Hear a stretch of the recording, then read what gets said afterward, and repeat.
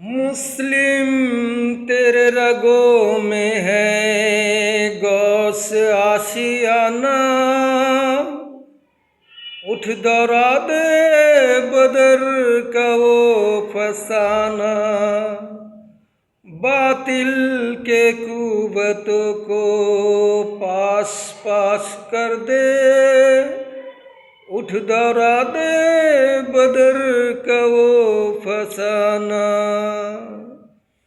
বদর উহুদ খন্দকের কথা শুনলে যেভাবে কাফেরদের মসনদ থরথর করে কাঁপে এবং মুসলমানদের ঈমান গর্জে ওঠে, ঠিক তেমনিভাবে কারবালার কথা শুনলে স্বৈরাচারী সরকার ও বেদাতীদের কলিজা থরথর করে কাঁপতে থাকে। তার কারণ জিহাদ শুধু কাফেরদের বিরুদ্ধে হয় না, প্রয়োজনে মুসলমান নামধারী স্বৈরাচারী সরকার ও বেদাতীদের বিরুদ্ধে হয়। কারবালার ঘটনাই তার জ্বলন্ত প্রমাণ।